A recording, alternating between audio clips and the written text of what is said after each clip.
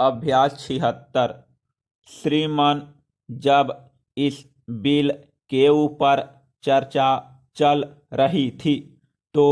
बहुत से माननीय सदस्यों ने जो सुझाव दिया था उस सुझाव में नीति और सिद्धांत के पक्ष को लाकर रखा गया था। नीति और सिद्धांत का पक्ष यह था कि हमारे देश की रचना समाजवाद पर आधारित है, तो इस देश में क्या यह संभव होगा कि हम उद्योग की प्रगति के लिए उद्योग को व्यक्तिगत पूंजी के रूप में आगे बढ़ाने का मौका दे या राष्ट्रीय पूंजी के रूप में बढ़ने का मौका दे। हम समझते हैं कि ये दोनों दिशाएं अभी हमारे भारतवर्ष के लिए लाभप्रद नहीं है। अगर पब्लिक सेक्टर में ही हम पूंजी लगा दे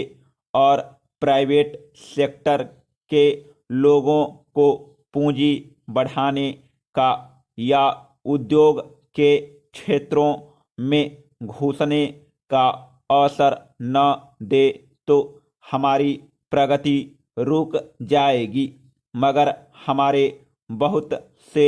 माननीय मित्र इस बात से सहमत होंगे कि सार्वजनिक क्षेत्र में जो पूंजी लगी हुई है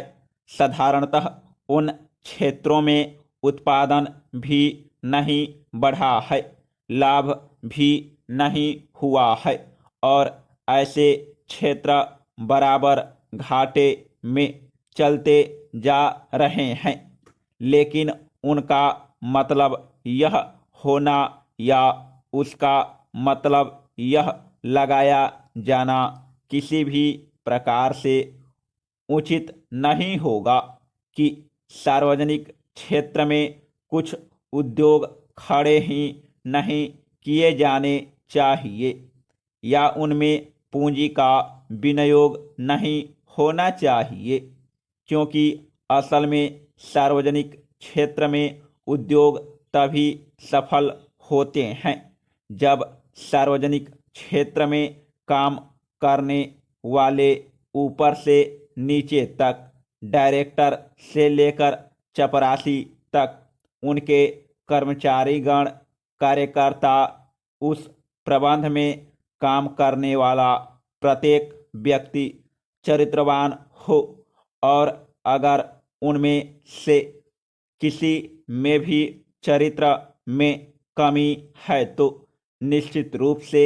सार्वजनिक क्षेत्र में जो लगाया हुआ धन है उसके परिणाम उतने अच्छे कभी नहीं आ सकते। इसी प्रकार से यदि व्यक्तिगत क्षेत्र में धन लगाने के लिए एक प्रकार से मनाही कर दी जाए या इस प्रकार के कानून बना दिए जाएं जिससे व्यक्ति विशेष उस उद्योग के क्षेत्र में आए नहीं, तो मैं समझता हूँ हमारे देश एक बहुत बड़ी गलती करेगा। इस बिल के विषय में जब कुछ सोच विचार किया जा रहा था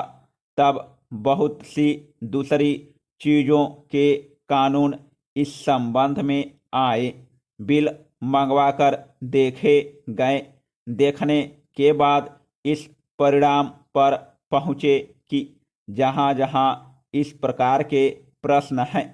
उन देशों ने इस समस्या को किसी नीति या किसी सिद्धांत के बल पर उसको हल नहीं किया, किंतु तात्कालिक व्यवहारिक आधार पर तय किया। हमारे सरीखे देश की प्रारंभिक अवस्था में अगर हम केवल समाजवाद की लाइन पर इसका स्वागत करें और इस प्रकार का कानून बना दे तो सार्वजनिक क्षेत्र में चाहे उपलब्धि कितनी कम क्यों न हो, लेकिन व्यक्तिगत क्षेत्र में जो बड़े बड़े उद्योगपति हैं, अगर वह उद्योगों में अपनी पूंजी लगाने के लिए तैयार नहीं होंगे,